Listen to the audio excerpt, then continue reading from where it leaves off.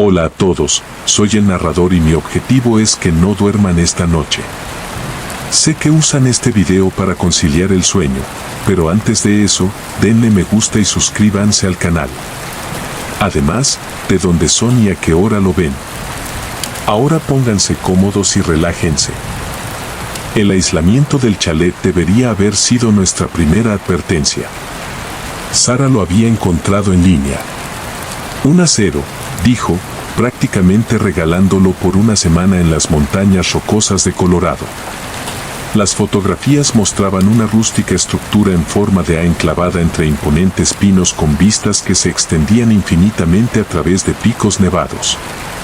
Lo que las fotos no capturaron fue el silencio opresivo que parecía presionar contra las ventanas como algo vivo o como las sombras entre los árboles se movían mal en tu visión periférica.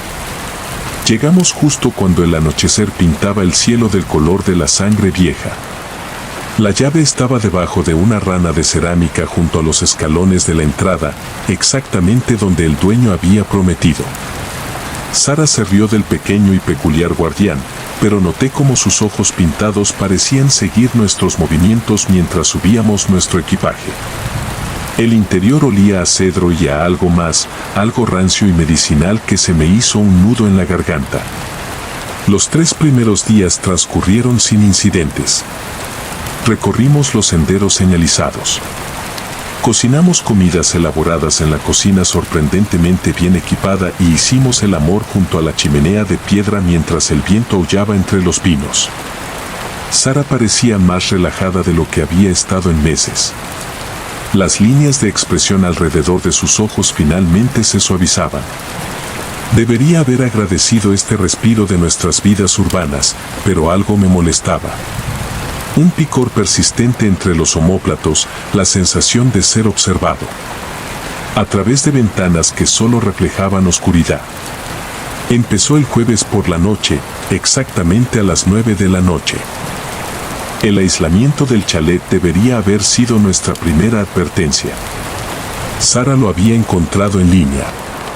Un acero, dijo, prácticamente regalándolo por una semana en las montañas rocosas de Colorado. Las fotografías mostraban una rústica estructura en forma de A enclavada entre imponentes pinos con vistas que se extendían infinitamente a través de picos nevados. Lo que las fotos no capturaron fue el silencio opresivo que parecía presionar contra las ventanas como algo vivo o como las sombras entre los árboles se movían mal en tu visión periférica. Llegamos justo cuando el anochecer pintaba el cielo del color de la sangre vieja. La llave estaba debajo de una rana de cerámica junto a los escalones de la entrada, exactamente donde el dueño había prometido. Sara se rió del pequeño y peculiar guardián, pero noté cómo sus ojos pintados parecían seguir nuestros movimientos mientras subíamos nuestro equipaje. El interior olía a cedro y a algo más, algo rancio y medicinal que se me hizo un nudo en la garganta. Los 3 primeros días transcurrieron sin incidentes. Recorrimos los senderos señalizados. Cocinamos comidas elaboradas en la cocina sorprendentemente bien equipada y hicimos el amor junto a la chimenea de piedra mientras el viento aullaba entre los pinos.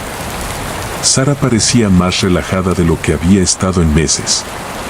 Las líneas de expresión alrededor de sus ojos finalmente se suavizaban. Debería haber agradecido este respiro de nuestras vidas urbanas, pero algo me molestaba. Un picor persistente entre los omóplatos, la sensación de ser observado. A través de ventanas que solo reflejaban oscuridad. Empezó el jueves por la noche, exactamente a las 9 de la noche. Sara estaba leyendo en la sala ajena a mi vigilancia. Los minutos transcurrían con una lentitud insoportable. Exactamente a las 9, la manija se movió. Esta vez la vi con claridad. La palanca del latón se presionó suavemente, se mantuvo así durante varios segundos y luego se soltó. No se veía ninguna figura sombría a través del cristal, ninguna silueta contra la nieve, solo la manija moviéndose como si la giraran manos invisibles. Observé paralizado cómo el movimiento se repetía 2 veces más antes de detenerse. Al parpadear, mi reflejo me devolvió la mirada desde la ventana negra, pálido y con los ojos hundidos. No le dije nada a Sara esa noche, pero el sueño me esquivó por completo. No dejaba de pensar en la naturaleza metódica de los movimientos. 3 intentos, siempre a la misma hora, siempre con la misma precisión. Por la mañana me había convencido de que estaba evidentemente cansado, viendo cosas que no estaban allí. El aire de la montaña podía jugar malas pasadas, ¿verdad? Pero volvió a ocurrir el sábado por la noche y el domingo, cada vez a las 9 en punto, cada vez con la misma precisión ritualista el lunes por la mañana. Mientras Sara dormía hasta tarde, caminaba hasta la casa del vecino más cercano, una cabaña deteriorada a unos 400 m por la carretera de montaña. Un hombre mayor llamado Frank me abrió la puerta. Su rostro estaba surcado por profundas arrugas, curtido por décadas de intemperie, y sus ojos reflejaban la aguda atención de alguien que ha pasado años observando la naturaleza. Cuando mencioné el chalet que alquilábamos, su expresión cambió casi imperceptiblemente. Escuchó mi relato sin interrumpir, asintiendo de vez en cuando, como si nada le sorprendiera. Cuando terminé, se quedó callado un buen rato, mirando más allá de mí, hacia las laderas cubiertas de pinos. Frank me dijo que había visto a alguien en la parte trasera de nuestro chalet varias veces durante el último año, siempre alrededor de las 9 de la noche.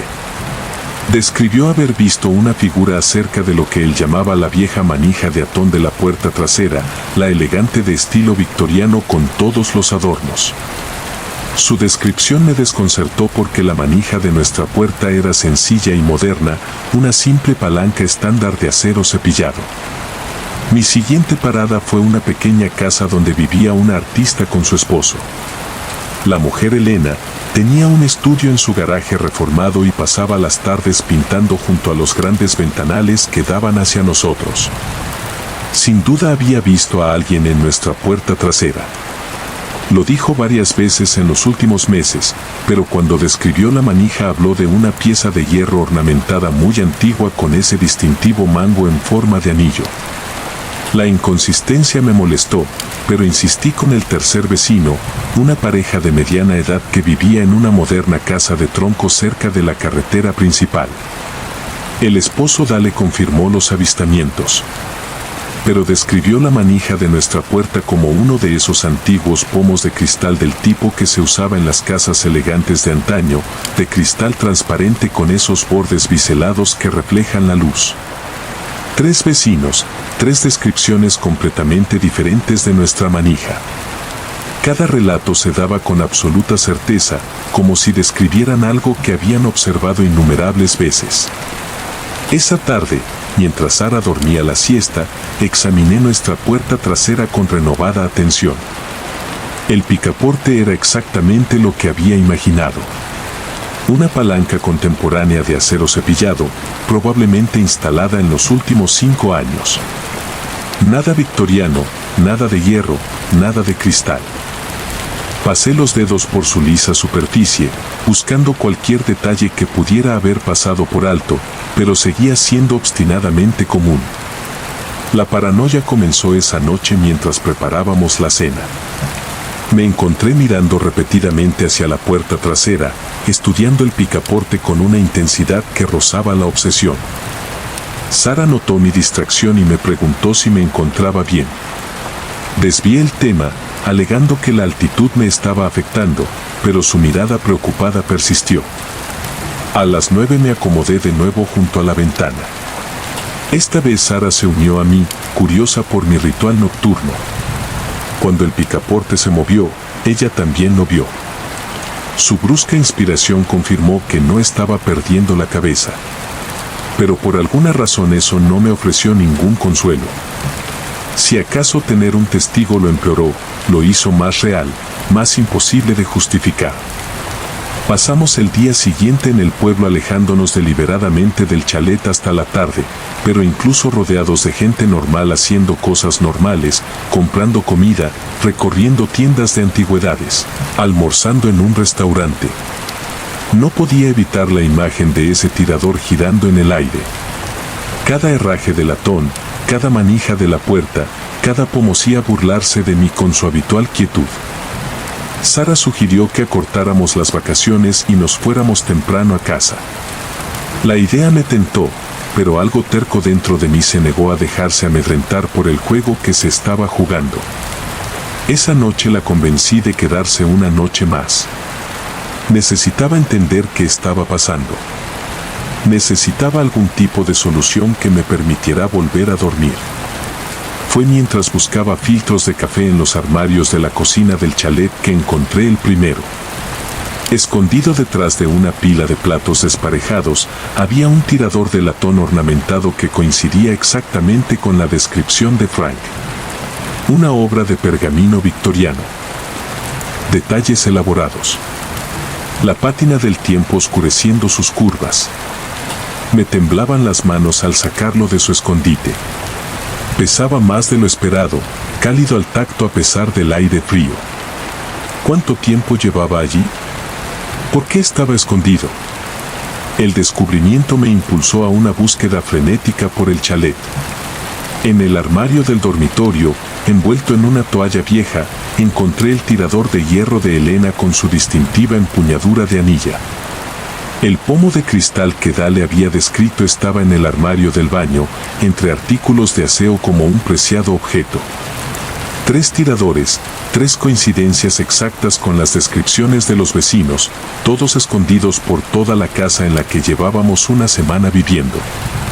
Me senté en el suelo del salón con los tiradores dispuestos ante mí como la prueba de un crimen incomprensible.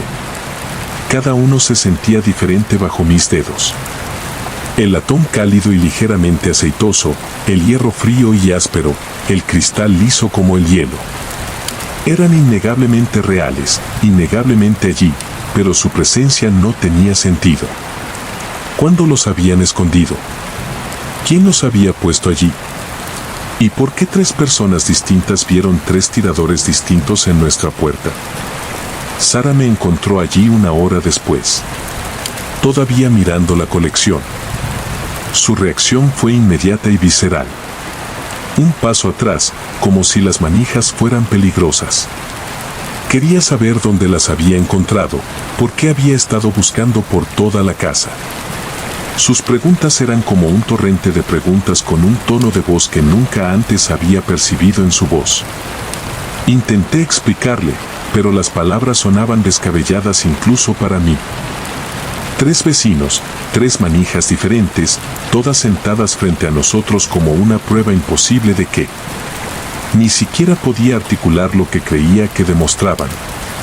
El rostro de Sara palideció mientras hablaba y seguía mirando hacia la puerta trasera como si esperara que algo se materializara. Las 9 se acercaban con una lentitud agonizante. Ambas observábamos la puerta trasera. Nuestra atención se centró con intensidad láser en esa manija de acero común y corriente. Exactamente a las 9 se movió, pero esta vez algo era diferente. En lugar de la familiar palanca de latón que había estado observando toda la semana, vi una ornamentada voluta. Sara se quedó sin aliento y supe que estaba viendo algo diferente otra vez. Cuando parpadeé era de hierro. Otro parpadeo de cristal. El pomo cambiaba de versión con cada movimiento de mis ojos, sin detenerse nunca en una sola, como si la realidad misma no pudiera decidir cuál era la verdadera. Sara lloraba, sonidos suaves y desesperados que rompían el silencio. Ella también veía los cambios y la locura compartida de alguna manera lo empeoraba en lugar de mejorarlo. No dormimos esa noche.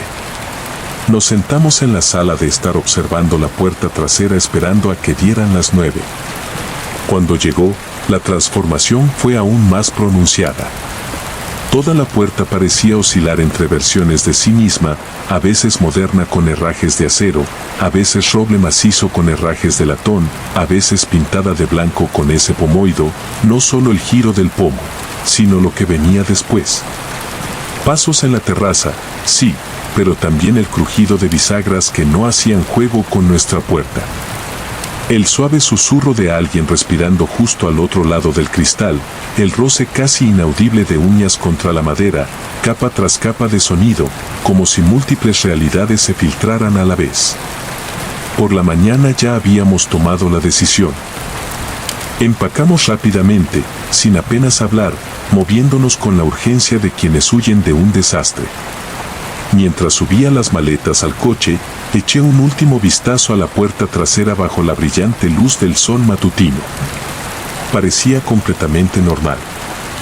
Tirador de acero, marco moderno, nada inusual. Los 3 tiradores que encontré seguían en la mesa de centro donde los habíamos dejado, sólidos e innegables. Nos marchamos sin mirar atrás, pero la imagen de esa puerta nos siguió montaña abajo. Ahora, 3 semanas después, no puedo dejar de pensar en esos tiradores. Están en mi apartamento. No me atreví a dejarlos atrás. Sara no me ha hablado desde que llegamos a casa. No me devuelve las llamadas ni los mensajes. Cuando pasé por su casa ayer, vi cerraduras nuevas en la puerta, fuertes, caras. Anoche volví a oír el sonido. Exactamente a las 9, el familiar chirrido de una manija al girar. Pero vivo en un apartamento en el 5º piso, sin puerta trasera, sin terraza. Nada más que una caída vertical al estacionamiento de abajo. Revisé cada puerta de mi apartamento, la puerta principal, el baño, los armarios, todo seguro, todo cerrado con llave. Pero esta mañana encontré una 4ª manija. Estaba en la encimera de mi cocina, madera pulida con detalles de plata incrustada. Hermosa e imposible y absolutamente algo que no poseía. Nunca había visto nada igual antes. Sin embargo, se siente familiar en mis manos, como si la hubiera estado girando toda mi vida, como si hubiera sido yo quien probaba puertas a las 9, probando cerraduras, buscando la combinación correcta de manija y puerta y el momento que finalmente me dejara entrar o dejara salir algo más. Sigo pensando en lo que dijo Frank sobre haber visto a alguien en la puerta trasera durante el último año. Los avistamientos de Elena que se remontan a meses atrás, la descripción segura de Dale de detalles que no existían. ¿Cuánto tiempo había estado sucediendo esto antes de que llegáramos? ¿Cuántos otros se habían quedado en ese chalet y habían oído los mismos sonidos, visto las mismas transformaciones imposibles? ¿Y cuántos de ellos habían traído algo consigo al irse? Esta noche esperaré en mi puerta a las 9. He dispuesto los 4 tiradores en el suelo a mi lado, latón, hierro, cristal y madera.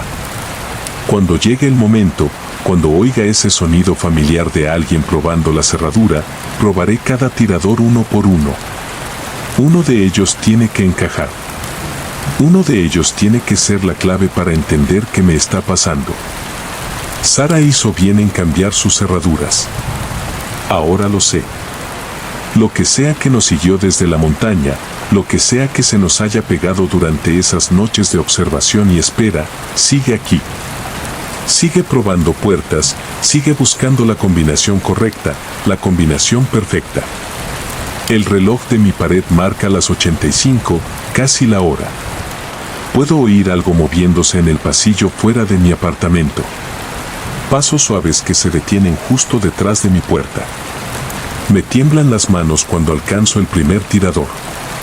El de latón se siente cálido, casi vivo, como si hubiera estado esperando este momento.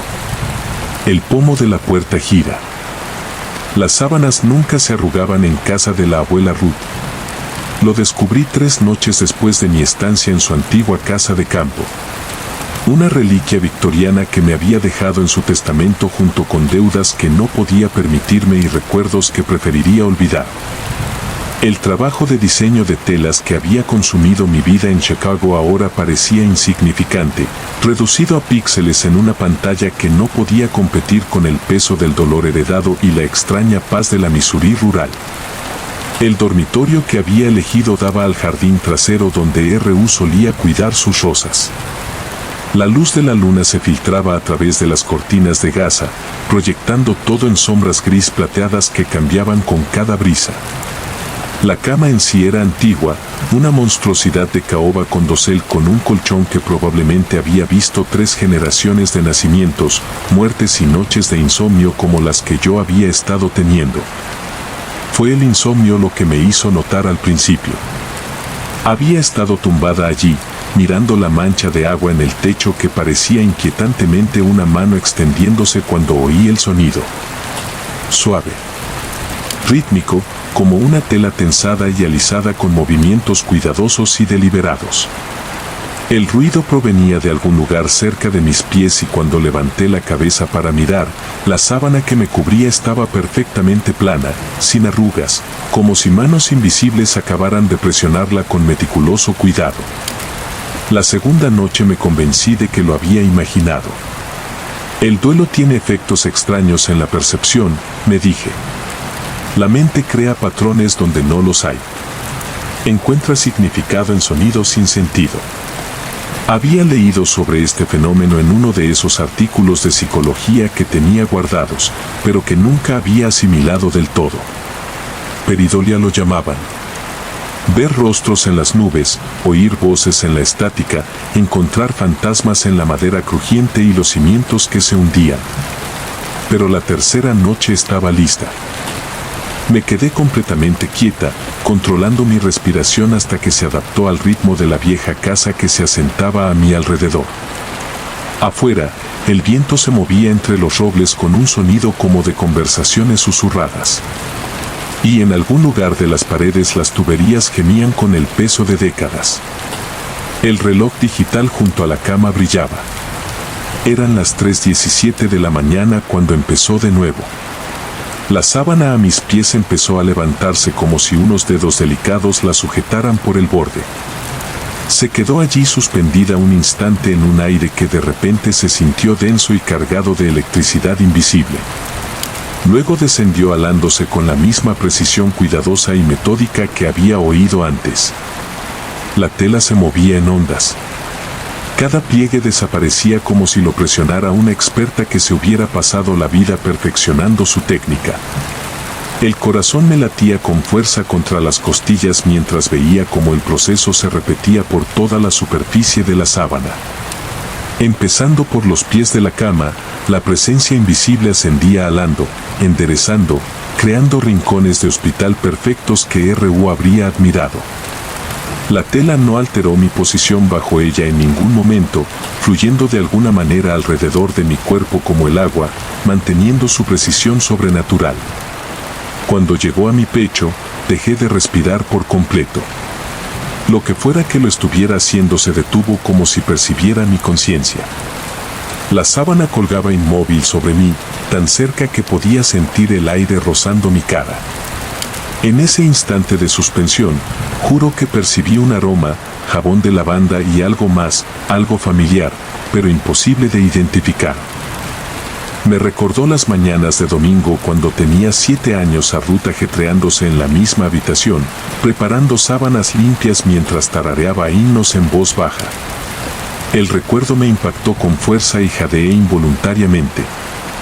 La sábana cayó al instante, cubriéndome con pliegues y arrugas naturales, como si la misteriosa presencia se hubiera desvanecido en el instante en que perdí la conciencia.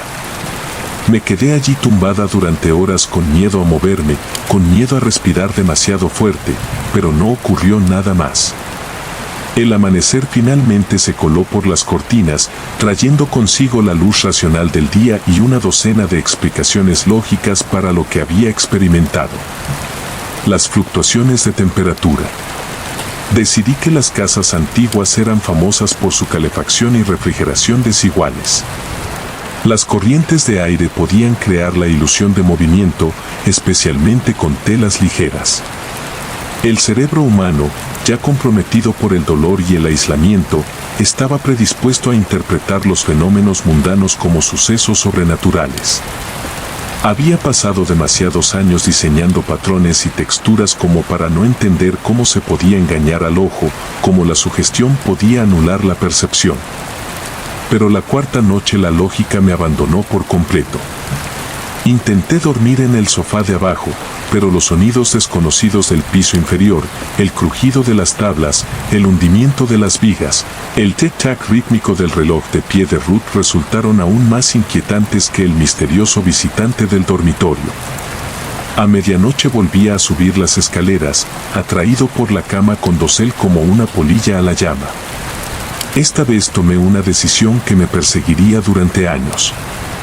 En lugar de tumbarme bajo las sábanas, acomodé la ropa de cama para sugerir mi presencia y me coloqué en el suelo de madera junto a la cama. Desde ese punto estratégico podría observar lo que sucediera sin interferir en el proceso. El suelo era incómodo, frío contra mi espalda, pero ofrecía algo que la cama no podía, una visión clara de todo el fenómeno. El peso se sentía eterno. Mi columna vertebral dolía contra la madera implacable y el polvo danzaba bajo la luz de la luna que se filtraba por las ventanas. Cada sonido parecía amplificado, mi propia respiración, la casa asentándose, un lejano silbido de tren que se extendía por la campiña de Missouri como un fantasma triste. A las 3:17 de la mañana exactamente comenzó. La sábana se levantó a los pies de la cama, levantándose con el mismo movimiento suave y decidido que había observado antes. Pero ahora, desde mi posición en el suelo, podía ver más que solo el movimiento de la tela.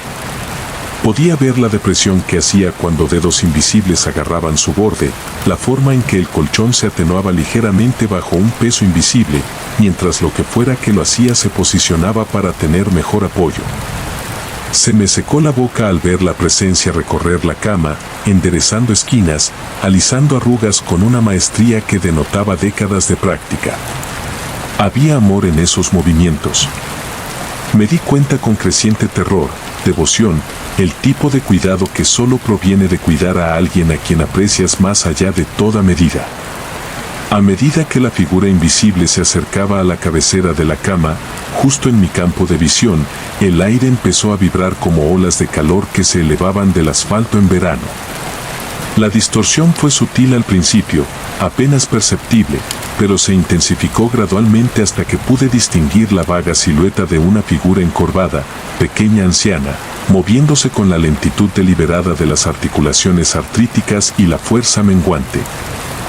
La figura se detuvo y sentí el peso de la atención sobre mí como una manta sofocante. Aunque no podía ver ojos, sabía con absoluta certeza que me observaban, estudiaban, tal vez incluso me reconocían.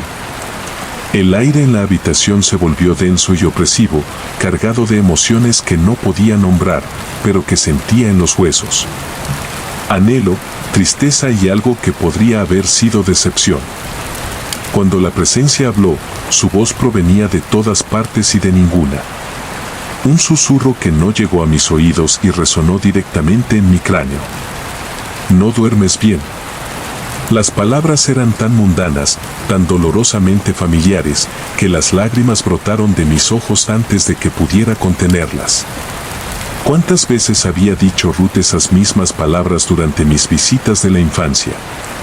¿Cuántas mañanas se había preocupado por mi apariencia, alisándome el pelo y alisándome la ropa antes de mandarme a jugar a su jardín?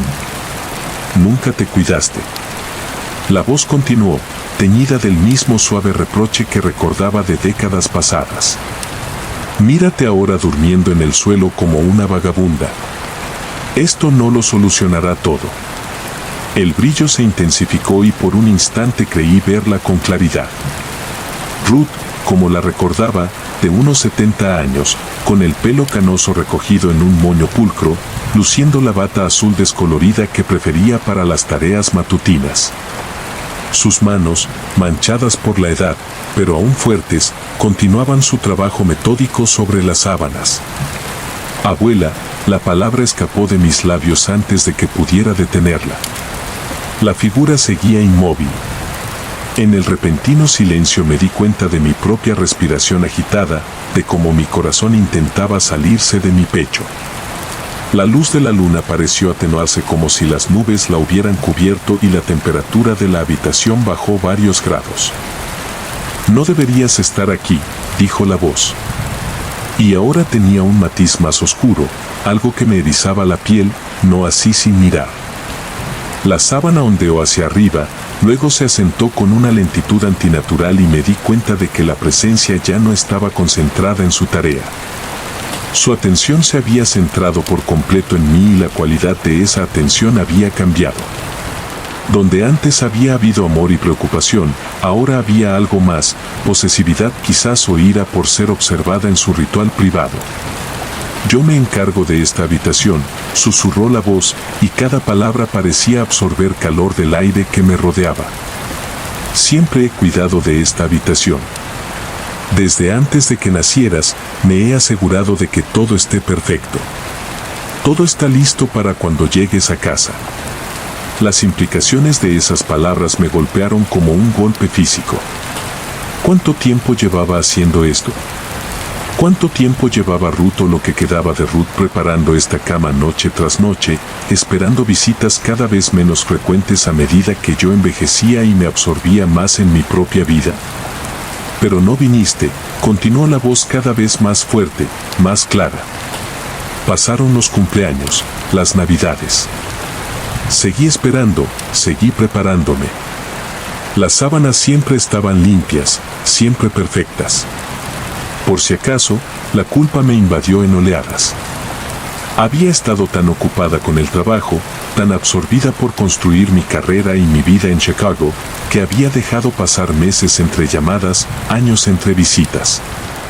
Ruth había envejecido y muerto en esta casa mientras yo diseñaba logotipos para empresas que no me importaban. Salía con personas cuyos nombres apenas recordaba. Construía una vida que ahora se sentía vacía en comparación con el amor que había abandonado sin cuidado. Lo siento, susurré y lo dije con cada fibra de mi ser. La figura resplandeciente se acercó al borde de la cama y pude sentir su presencia como una presión fría contra mi piel. Lo siento, no cambia nada. Perdón, no devuelve el tiempo. La sábana volvió a levantarse, pero esta vez su movimiento fue agresivo, furioso. Se quebró en el aire como una bandera bajo un viento fuerte y retrocedía gatas por el suelo. De repente, aterrorizada por lo que pudiera pasar si esa tela me tocaba. La temperatura en la habitación seguía bajando y la escarcha empezó a formarse en las ventanas a pesar del suave clima de octubre. ¿Quieres mirar?, siseó la voz perdiendo toda apariencia de la abuela dulce que recordaba. Entonces observa con atención. Mira lo que abandonaste. Mira lo que dejaste morir solo. La sábana comenzó a doblarse, pero no con el cuidado y el cariño que había observado antes. Ahora se retorcía y se retorcía formando formas que dolían a la vista. Configuraciones que sugerían sufrimiento y una interminable espera feudal. La tela parecía contar una historia de noches pasadas escuchando pasos que nunca llegaron, de fiestas celebradas en soledad, de una cama preparada con infinito cuidado para un nieto que no se molestaba en visitarnos. Cerré los ojos, pero las imágenes continuaban tras mis párpados, proyectadas directamente en mi conciencia por la fuerza que habitaba esa habitación. Vi a R.U. en sus últimos años, repitiendo los mismos movimientos noche tras noche, alisando sábanas en las que nadie dormiría, preparando una habitación que nadie ocuparía. Sentí su soledad como un peso físico, su esperanza convirtiéndose en resentimiento con el paso de las estaciones, y yo permanecía ausente. Mírame, ordenó la voz, y contra mi voluntad abrí los ojos. El brillo se había consolidado en algo casi sólido, una figura que era inconfundiblemente Ruth, pero errónea en sutiles detalles que me hicieron retroceder. Sus rasgos familiares seguían ahí, pero más definidos, marcados por la amargura y una paciencia infinita. Sus ojos, que recordaba como de un cálido color marrón, ahora brillaban con una luz interior que no pertenecía ni a los vivos ni a los muertos en paz. En esto se convierte el amor, dijo señalando la cama perfectamente arreglada, la habitación que se había mantenido impecable a pesar de no tener ningún ocupante vivo. Así es la devoción. Cuando no tiene a dónde ir, no muere. Simplemente se hace más fuerte, más hambrienta y más desesperada. Quería correr para huir de esta habitación y de esta casa y no mirar atrás, pero mi cuerpo se sentía guiado, clavado al suelo por el peso de la culpa y la extraña atracción magnética de la presencia ante mí. Una parte de mí, Una parte que no quería reconocer estaba fascinada por esta manifestación de amor que se volvió tóxica. Esta demostración de lo que sucede cuando el cariño se vuelve compulsión. Cada noche continuó moviéndose alrededor de la cama con precisión mecánica. Preparo esta habitación todas las noches durante 5 años desde que mi cuerpo se rindió porque eso es lo que hace el amor. Persiste. Encuentra la manera. La sábana subía y bajaba con un ritmo hipnótico y me encontré en trance a pesar del terror. Había algo hermoso en la perfección de sus movimientos, en la dedicación absoluta a una tarea que no tenía ningún propósito vital. Era amor en su forma más pura y destilada, desinteresado, devoto y completamente divorciado de cualquier expectativa de reciprocidad. Pero ahora estás aquí, dijo. Dijo, y su voz tenía un tono de satisfacción que me heló la sangre. Por fin estás aquí, tal como siempre supe que estarías. La habitación está lista. Siempre ha estado lista. Las implicaciones de sus palabras se asimilaron lentamente. No se trataba solo de presenciar un ritual sobrenatural de limpieza, se trataba de satisfacción. De completar un patrón que se había repetido durante años. Estaba aquí en la casa, en esta habitación. La cama estaba preparada. El ciclo estaba listo para completarse. No susurré comprendiendo finalmente. No puedo. No lo haré. Duerme, dijo. Y la orden tenía un peso que parecía oprimirme los párpados. Duerme en la cama que he preparado para ti. Déjame cuidarte como siempre quise. Déjame arroparte como es debido esta vez. Mi cuerpo empezó a sentirse pesado, perezoso, como si me hundiera en aguas profundas. El suelo de madera bajo mí se ablandó de alguna manera, perdiendo solidez, y me di cuenta, con creciente pánico, de que estaba perdiendo la capacidad de distinguir entre la realidad física y el reino que RU habitaba ahora. Luchando contra la compulsión sobrenatural, me obligué a concentrarme en los detalles concretos, la veta de la madera bajo mis manos, el sonido de mis propias. Respirando el peso de mi cuerpo contra el suelo. Estos anclajes a la realidad se sentían tenues, pero me impedían sucumbir por completo a la influencia de la presencia. No puedo quedarme aquí, logré decir cada palabra una lucha contra la somnolencia que se apoderaba de mí como niebla. Esto no es saludable para ninguno de los dos. La figura de RU se tambaleó haciéndose menos nítida y por un momento creí oír algo parecido a un sollo. Eres todo lo que me queda, todo lo que he tenido. ¿No lo entiendes? Sin ti no hay nada, solo vacío y sábanas que nunca necesitan ser estiradas porque nadie duerme en ellas. La angustia cruda en su voz atravesó mi miedo, reemplazándolo con algo más complejo y doloroso. No se trataba solo de horror sobrenatural, se trataba de un amor que no tenía a dónde ir, cuidados que se habían prodigado en habitaciones vacías y ocupantes imaginarios. Ruth había pasado sus últimos años preparándose para visitas que nunca llegaron y ahora estaba atrapada en ese patrón, incapaz de seguir adelante porque el objeto de su devoción por fin había llegado. Lo sé, dije. Y las lágrimas corrían por mi rostro. Sé que te fallé. Sé que debería haber estado aquí más tiempo, pero esto señalé la cama perfectamente arreglada, su presencia fantasmal, la habitación que se había convertido en un santuario del amor frustrado. Esta no es la respuesta. Esto no es lo que realmente quieres. ¿Cómo sabes lo que quiero? Espetó y la temperatura bajó unos grados más. ¿Nunca te molestaste en preguntar cuando yo vivía, por qué debería importar ahora tu opinión? La pregunta me golpeó como una bofetada y me di cuenta de que tenía razón. Había hecho suposiciones sobre lo que RU quería basándome en mi propia conveniencia en lugar de en sus necesidades expresadas. Me dije a mí mismo que ella entendía que estaba ocupado, que no le importaban los largos intervalos entre visitas. Que estaba contenta con su vida independiente en el campo, pero nunca le había preguntado. Tienes razón, admití. Debería haber preguntado. Debería haber prestado atención, pero ahora pregunto, ¿qué quieres de verdad, abuela? La figura dejó de moverse. Las sábanas se acomodaron sobre la cama en pliegues naturales por primera vez desde que había comenzado esta conversación. En el silencio que siguió, oí cómo la casa se asentaba a nuestro alrededor, cómo los viejos huesos de la estructura se adaptaban al peso del recuerdo y el arrepentimiento. Quiero parar, dijo finalmente, y su voz sonó más débil, más frágil. Quiero dejar de alisar estas sábanas cada noche, esperando a alguien que nunca llega. Quiero dejar de tener esperanzas, pero no sé cómo.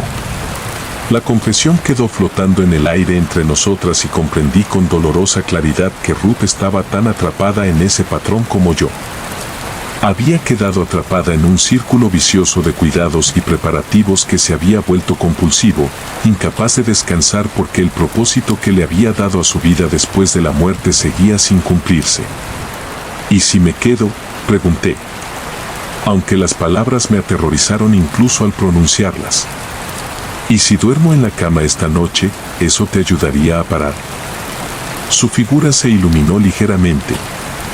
La esperanza brilló en esos ojos antinaturales. ¿Harías eso? ¿Me dejarías cuidarte como es debido solo una vez?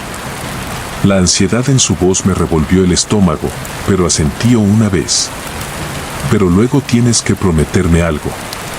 Tienes que prometerme que después descansarás. Descansarás de verdad. Se acabó preparar habitaciones para quienes no pueden visitarte. Se acabó la espera. Lo prometo, dijo. Y las palabras llevaban un peso de sinceridad que sentí en los huesos. Me puse de pie lentamente con el cuerpo rígido por estar tumbado en el duro suelo. La cama se alzaba ante mí, sus sábanas perfectas brillando a la luz de la luna como un sudario. Todos mis instintos me gritaban que corriera, que huyera de esta casa y no volviera jamás. Pero algo más profundo, la culpa, el amor o quizás solo el agotamiento me impulsaba hacia adelante. Al acercarme a la cama, la presencia de Ruth pareció asentarse, volviéndose menos agitada y más parecida a la abuela que recordaba. Ella me observaba con una expresión que era a partes iguales de gratitud y ansia desesperada, como si mi cumplimiento de su último deseo fuera salvación y sustento. Retiré la sábana, la sentí normal bajo mis dedos, solo tela de algodón desgastada por décadas de uso y me deslicé debajo. El colchón se amoldó a mi cuerpo con una comodidad sorprendente y me di cuenta de que a pesar de todo, este era probablemente el sueño más natural que había tenido desde que llegué a casa. Gracias, susurró Ruth. Y sentí su presencia posarse junto a la cama como un perro fiel que ocupa su puesto. Gracias por dejarme hacer esto una última vez.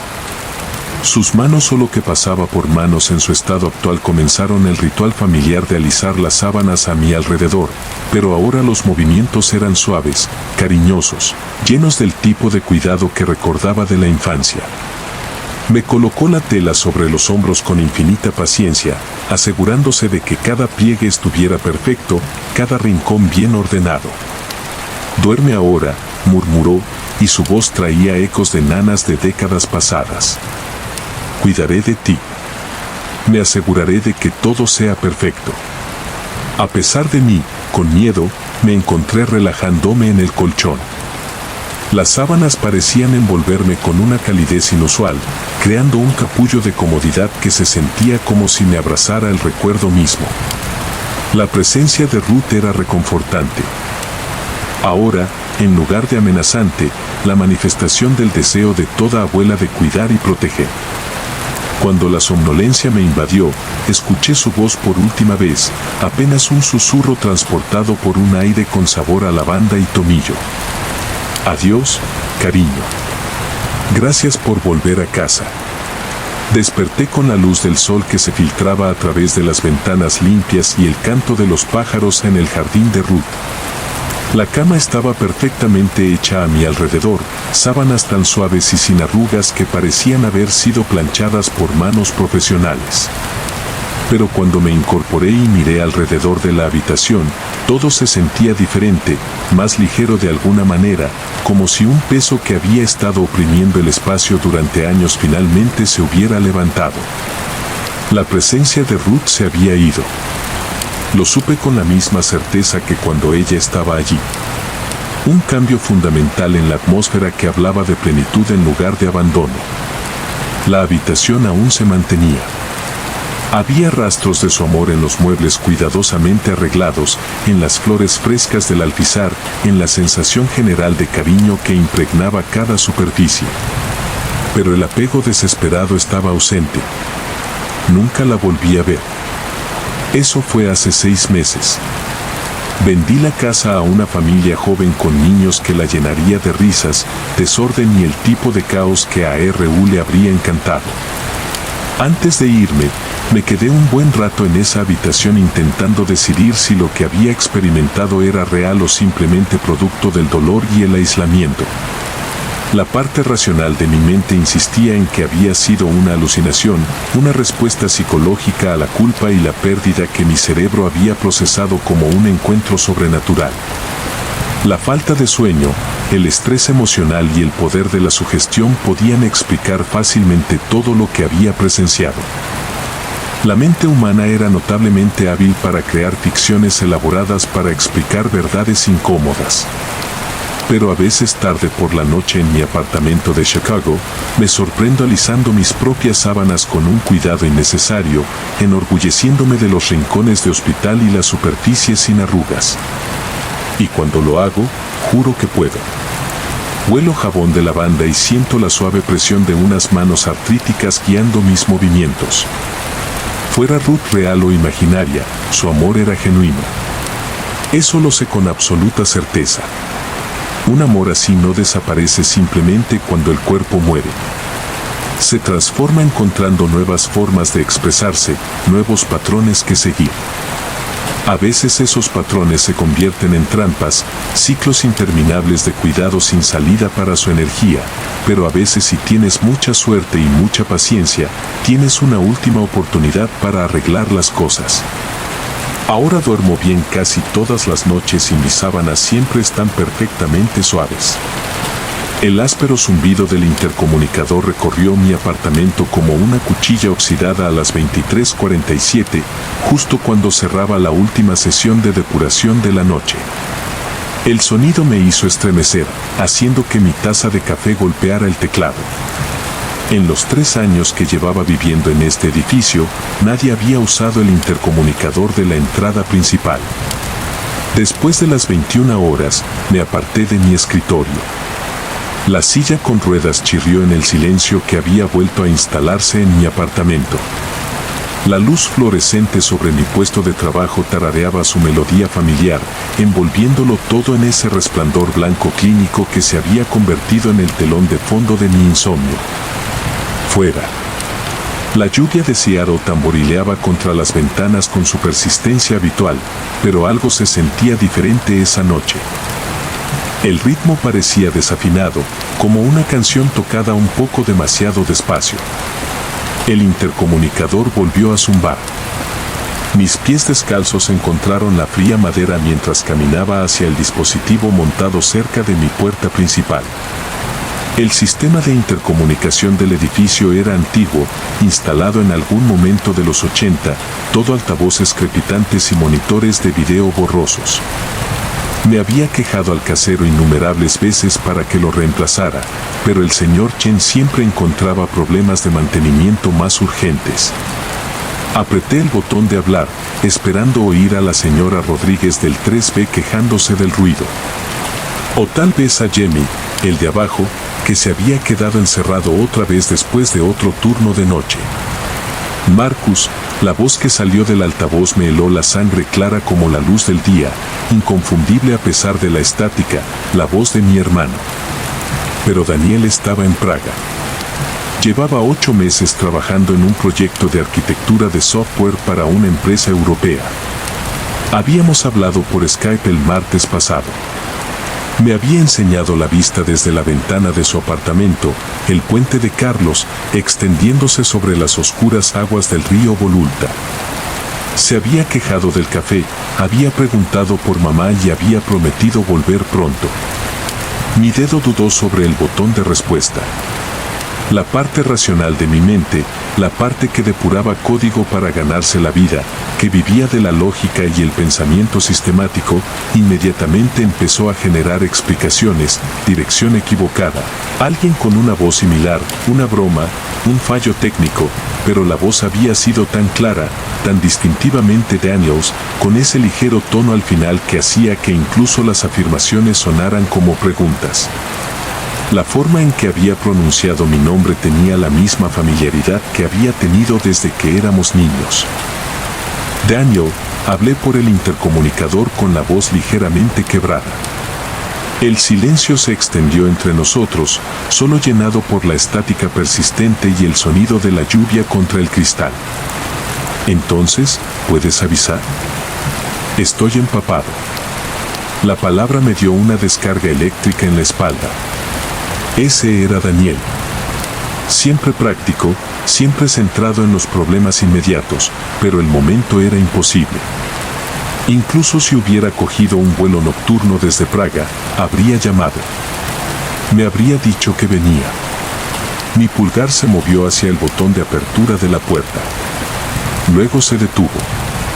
A través del diminuto monitor en blanco y negro del intercomunicador pude ver la entrada principal del edificio. La cámara estaba colocada en un ángulo que mostraba la mayor parte de la entrada cubierta, aunque la calidad de la imagen era pésima, granulada y descolorida, con varios píxeles muertos que creaban manchas oscuras permanentes en la pantalla. Una figura estaba allí encorvada bajo lo que parecía una lluvia torrencial. La forma me resultaba familiar, la altura de Daniel, sus hombros anchos, su postura, con el peso ligeramente desplazado hacia el pie izquierdo. Pero algo fallaba en la imagen.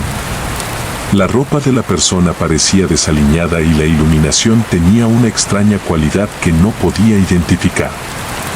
Daniel, ¿qué haces aquí? ¿Por qué no llamaste? La figura en el monitor se movió ligeramente, levantando lo que parecía una mano para saludar. Mi teléfono se apagó en el avión. Vamos, Marcus. Me estoy congelando aquí fuera. La explicación tenía sentido, pero mi inquietud aumentaba en lugar de disminuir. Miré el monitor intentando distinguir más detalles a pesar de la baja resolución. El traje de la persona, sin duda un traje al estilo de Daniel, no se veía bien, quizá roto o muy arrugado, y la iluminación alrededor de la figura parecía apagada, como si las sombras cayeran en direcciones que no coincidían con las luces exteriores del edificio. Me di cuenta de que estaba conteniendo la respiración. ¿Qué haces aquí?, pregunté. Pensé que estarías en Praga hasta noviembre.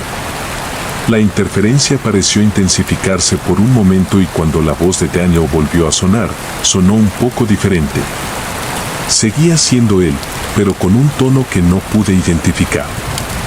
Proyecto cancelado. Te lo explicaré todo arriba, por favor. Marcus. Mi dedo se movió hacia el botón de nuevo. Era mi hermano. Aunque el momento fuera extraño, aunque algo se sintiera raro, era Daniel pidiendo ayuda. Siempre nos habíamos apoyado, especialmente después de que papá muriera y mamá comenzara su lento retiro a lo que fuera que el dolor le había creado. Pero al acercarme al monitor, intentando ver mejor la figura de afuera, noté algo que me revolvió el estómago. La lluvia alrededor de la entrada del edificio caía hacia arriba, no toda. Eso habría sido demasiado obvio, demasiado imposible de justificar. Pero las gotas dispersas atrapadas en la granulada pantalla en blanco y negro del monitor se movían claramente en la dirección equivocada, cayendo hacia el cielo en lugar de hacia la tierra. Parpadeé con fuerza, frotándome los ojos. Largas horas mirando código me habían dado problemas. Antes, cansancio visual, visión doble, alguna migraña ocasional. Volví a mirar el monitor. La lluvia caía con normalidad, como debe caer. Marcus, la voz de Daniel tenía un matiz de impaciencia. ¿Me vas a dejar subir o no? Volví a pulsar el botón de hablar con la boca seca. ¿Cómo sé que eres tú de verdad? Una pausa. Luego lo que sonó casi como una risa, pero no del todo. Vamos, hombre. ¿Quién más podría ser? La pregunta flotaba en el aire como humo. ¿Quién más en realidad? Pero la sensación de incomodidad que sentía se hacía cada vez más fuerte, extendiéndose por mi pecho como agua fría. Todos mis instintos me gritaban que no pulsara ese botón, que no dejara entrar en el edificio a lo que fuera que estuviera fuera. Dime algo que solo Daniel supiera, dije. Otra pausa más larga. Esta vez en el monitor la figura permanecía inmóvil, una forma oscura contra el fondo granulado. Tienes una cicatriz en el hombro izquierdo de cuando construíamos esa casa del árbol. La voz finalmente dijo, te caíste de la escalera y aterrizaste sobre una botella de cerveza rota. El recuerdo me golpeó como un golpe físico. Golpe. Tenía 11 años. Daniel 14. Llevábamos semanas trabajando en la casa del árbol con restos de madera que papá había traído de las obras. Había estado presumiendo, intentando demostrar que podía con el mismo trabajo que mi hermano mayor. La caída, el dolor agudo, como Daniel palideció al ver la sangre empapando mi camiseta. Mamá, llevándonos a urgencias, mientras Daniel me sostenía una toalla en el hombro, susurrando disculpas todo el camino. Era exactamente el tipo de recuerdo al que Daniel haría referencia, lo suficientemente específico como para ser convincente, lo suficientemente compartido entre nosotros como para ser significativo. Y sin embargo, la cicatriz está en mi hombro derecho. Dije silencio. Un largo silencio lleno de estática y el sonido de la lluvia. Cuando la voz de Daniel volvió a sonar, era diferente, el hombro derecho más plano. Por supuesto, mi corazón latía con fuerza y me aparté del intercomunicador como si el propio dispositivo pudiera hacerme daño. Fuera de la ventana de mi apartamento, un relámpago parpadeaba, pero parpadeaba mal. Rayos de luz irregulares que parecían descender cielo hacia la tierra. Luego invertí la dirección y volví a subir. Me froté los ojos de nuevo, pero al mirar el relámpago había desaparecido. Solo se oía la lluvia tamborileando a ritmo constante contra el cristal. El intercomunicador volvió a crujir. Marcus, necesito que me dejes subir, por favor. Pero ya no era exactamente la voz de Daniel. Casi, pero no del todo. Como si alguien imitara a mi hermano, alguien que lo hubiera escuchado en grabaciones y hubiera aprendido a imitar la cadencia y el tono, pero que no pudiera captar las sutiles inflexiones que hacían que la voz de Daniel fuera tan suya. No creo que seas mi hermano, dije. La estática se intensificó y por un momento creí oír algo más mezclado, un sonido como el del viento, pero equivocado. Viento que silbaba en armónicos. Ese viento no debería producir.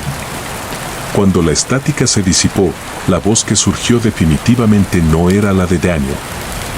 Déjame subir, Marcus. Ahora más baja, más áspera, todavía reconocible como habla humana, pero errónea en formas que no podía articular. Las palabras tenían un peso que las palabras normales no deberían tener, como si cada sílaba estuviera presionada por manos invisibles. En el monitor, la figura seguía allí, pero algo había cambiado. La imagen parpadeaba ocasionalmente y durante esos parpadeos la postura de la persona parecía diferente, más erguida, más angulosa, y la iluminación alrededor de la figura seguía comportándose de maneras que no tenían sentido, proyectando sombras que caían hacia arriba y a la izquierda, cuando las luces del edificio deberían haber creado sombras que caían hacia abajo y a la derecha. Me di cuenta de que me estaba alejando del intercomunicador. Mis pies descalzos resbalaban por el suelo de madera. Mi mente racional seguía luchando. Seguía generando explicaciones, equipos defectuosos, alucinaciones inducidas por el estrés, algún tipo de broma con tecnología de modulación de voz. Pero mi cuerpo lo sabía mejor. cada célula me gritaba que me alejara de ese intercomunicador, que pusiera la mayor distancia posible entre mí y lo que estuviera fuera del edificio. No voy a dejarte levantar, dije. Mi voz apenas audible. La respuesta llegó de inmediato y era la voz de Daniel otra vez. Perfecta ahora, exactamente como debía ser, cálida y familiar, y con la nota justa de confusión herida. Marcus, ¿qué pasa? Soy yo. Soy Daniel. No entiendo qué está pasando. La perfección de eso era más aterradora que lo incorrecto que había sido. Esta voz era mi hermano, no una aproximación o una imitación, sino en realidad Daniel. Hablando con la cadencia exacta y el colorido emocional que había escuchado miles de veces antes, pero sabía con el tipo de certeza que vive por debajo del pensamiento consciente que Daniel no estaba parado afuera de mi edificio a medianoche en un jueves lluvioso de octubre. Llámame, dije. Si realmente eres Daniel, llama a mi celular. Te dije que mi teléfono está muerto, entonces usa un teléfono público. Hay uno a 2 cuadras de aquí. Con esta lluvia, la conversación se sintió como un juego con reglas que no entendía, como ajedrez jugado con piezas que se movían en patrones que no podía predecir. Cada respuesta era lógica, razonable, exactamente lo que Daniel diría en esas circunstancias, pero la incorrección subyacente seguía creciendo. Una presión en el pecho me dificultaba la respiración. Volví a mirar el monitor. La figura estaba más cerca de la cámara y a pesar de la mala calidad de la imagen, podía distinguir más detalles. El traje roto estaba definitivamente roto, no arrugado ni desaliñado, sino rasgado, como si lo hubiera destrozado algo con garras. Y la postura de la persona era tan incorrecta que dolía mirarla con las articulaciones dobladas en ángulos que sugerían que el cuerpo dentro de la ropa no tenía la forma que debería tener un cuerpo humano. Pero el rostro, lo que podía ver a través de la estática y la baja resolución era el de Daniel. No se parecía al de Daniel. No se parecía lo suficiente como para engañar a alguien que no lo conociera bien. En realidad era el rostro de Daniel. Exactamente como debía ser, hasta la pequeña cicatriz en la barbilla de un accidente infantil y la forma en que su ceja izquierda estaba ligeramente más alta que la derecha. Subo, dijo la voz de Daniela a través del intercomunicador. Encontraré otra forma de entrar. La estática se cortó de golpe, dejando solo el sonido de la lluvia contra las ventanas y el humor eléctrico de las luces fluorescentes. La figura se giró y se alejó de la cámara, desapareciendo en la oscuridad granulada tras la entrada del edificio. Me quedé paralizado durante lo que parecieron horas, pero probablemente solo minutos, mirando el monitor vacío y esperando a que algo sucediera. El intercomunicador permaneció en silencio. Afuera, la lluvia seguía tamborileando sin parar y relámpagos ocasionales iluminaban mi apartamento en un blanco y negro absoluto, pero los relámpagos caían en la dirección correcta. Ahora, descendiendo desde las nubes hacia la tierra como corresponde. Mi teléfono vibró contra el escritorio donde lo había dejado y casi di un salto. La pantalla mostraba una llamada entrante del número de Daniel.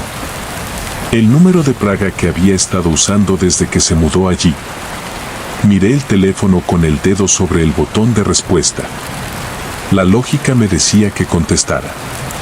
Si realmente era Daniel, si todo lo que acababa de suceder era algún tipo de avería inducida por el estrés o un mal funcionamiento del equipo, entonces contestar el teléfono lo resolvería todo. Explicaría por qué estaba en Seattle, por qué se veía mal en el monitor, por qué su voz sonaba diferente.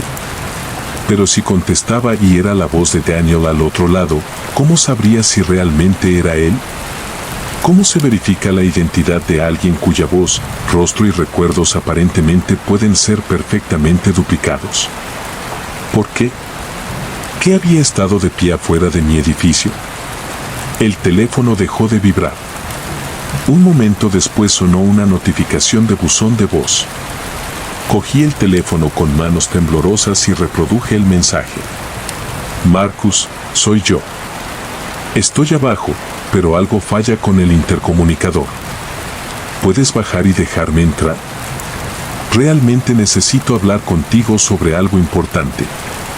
La voz de Daniel era perfecta en todos los sentidos, excepto por un detalle. De fondo podía escuchar el sonido de la lluvia, pero el mensaje supuestamente se había dejado hacía unos momentos y según la pantalla del teléfono, la llamada provenía de su número de Praga. Era temprano en Praga, las 6 o 7 de la mañana y Praga tenía el cielo despejado. Según en la app del tiempo, la revisaba compulsivamente varias veces al día para conectar con la vida de mi hermano.